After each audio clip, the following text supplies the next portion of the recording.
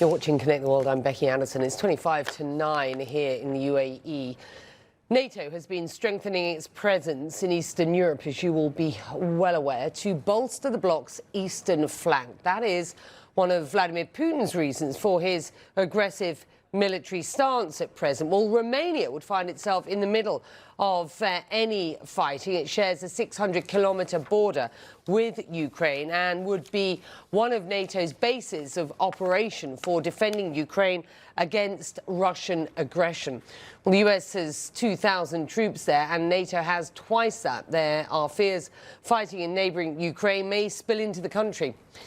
Well, the Russian president sees the troop movements as a provocation, which Romania's foreign minister denies, saying if you compare the Allied presence on the eastern flank to the troops Russia has massed, it is several times smaller. So there is no question of an attempt to escalate tensions. Let's bring in that foreign minister. He joins us now from Bucharest. And before we talk about what is going on in your country, and we thank you for joining us, I just want to get your response to what we've just heard from the US Foreign Secretary, the Secretary of State, Antony Blinken, who on the floor of the chamber at the UN Security Council said this, and I quote him, "Let me be clear.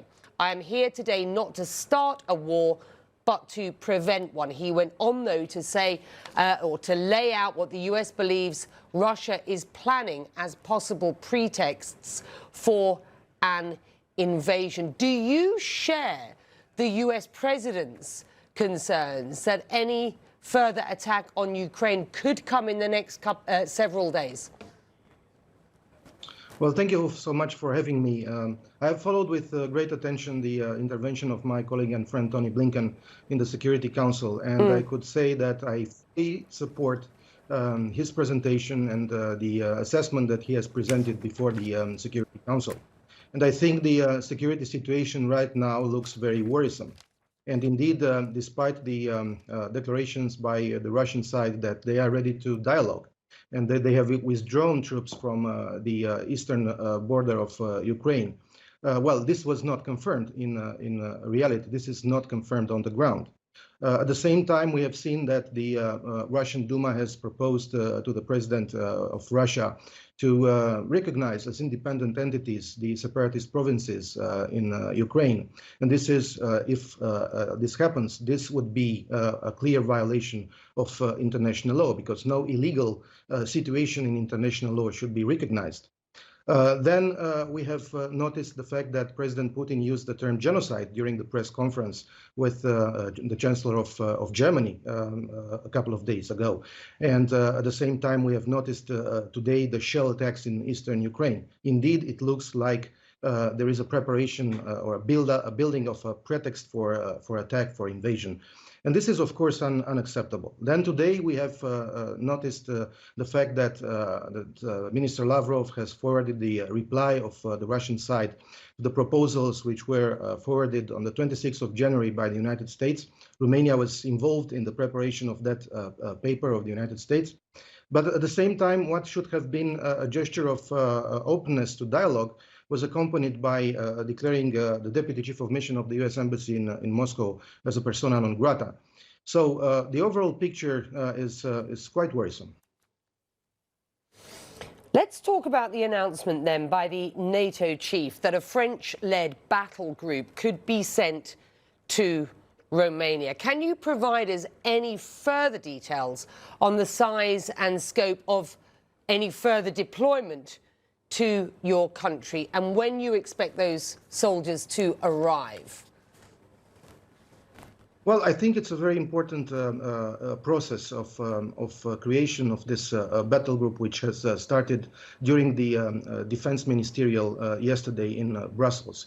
As announced by Secretary General Stoltenberg yesterday, the defense ministers decided to develop options for strengthening the NATO's deterrence and defense posture, including by establishing new battle groups. And one of these battle groups could be established in Romania. We have offered to be a host nation of this battle group. Right. We have welcomed the announcement by President Macron that France would serve as a framework nation for this battle group. And this process will unfold in the following weeks, and we will hopefully have a battle group in Romania. So for the time being, I cannot give you exact details about the size and the composition of this battle group, but we have welcomed very much the announcement by France to deploy troops in Romania as part of this battle group. We have also so I'm just wondering what sort of size of battle group you'd be comfortable with, because these, of course, would be in addition to the recent arrival of 1,000 American soldiers and recent offers by the UK, US and others of ships and of planes to reinforce NATO's eastern flank. Look, Jens Stoltenberg describes Romania as a strong and committed ally. As a NATO ally, how big a threat is Russia to Romania at this point?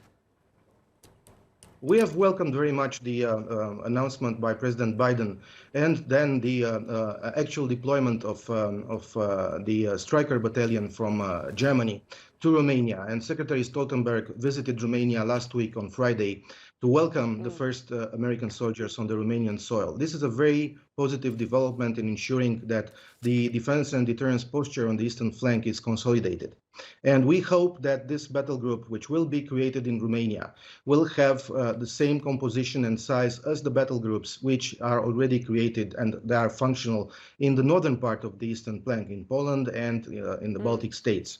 And we would welcome any presence of other allies joining the French troops, possibly also the American troops, which might be associated with this battle group as well, to this NATO formation in Romania.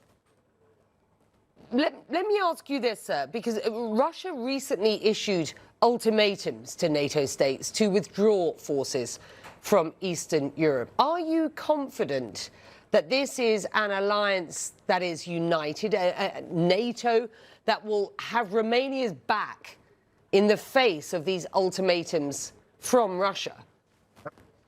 Absolutely. This proposals and demands by Russia were already rejected by the allies during the, including during the discussion in the NATO-Russia Council on the 12th of January, because any kind of third-party veto on what is very much linked to the core mission of NATO, which is collective self-defense, is unacceptable. This would affect Article 5 itself, which is the backbone of the alliance. We cannot allow for having two kinds of allies, first-class and second-class allies. The allies on the eastern flank without any kind of, well, actual troops and equipment from other allies on their territories. This is unacceptable. It was already rejected, and NATO is very much united and solid as we speak. There are many experts who say that, what has been going on has been partly an attempt by Russia and by President Putin himself to drive a wedge between Europeans in the bloc and NATO as an entire bloc, including the United States. In an interview with the FT today, the French foreign minister, your counterpart in France, has called for a European security shake-up, saying that the current framework is, quote, nearly obsolete. And he says it risks allowing Russia to become a permanent threat. I just wonder, is this the new normal in Europe, a state of permanent tension? That's certainly something that the NATO chief is concerned about. Do you share that concern?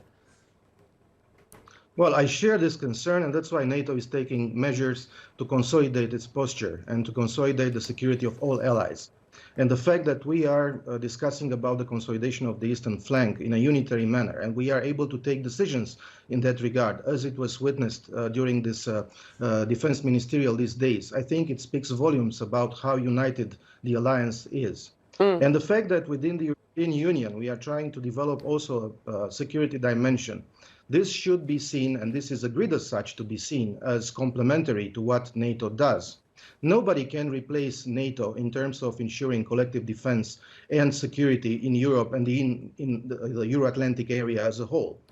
Europe can do more in support of what NATO does, but it cannot replace NATO as an alliance. With that, sir, I'm going to have to leave it there. I've got to take a break, but it's been very good to have you on. Thank you very much. It's an important day. You laid out why extremely eloquently. We'll have you back. Meantime, the best from us. We're going to take a very short break. Back after this.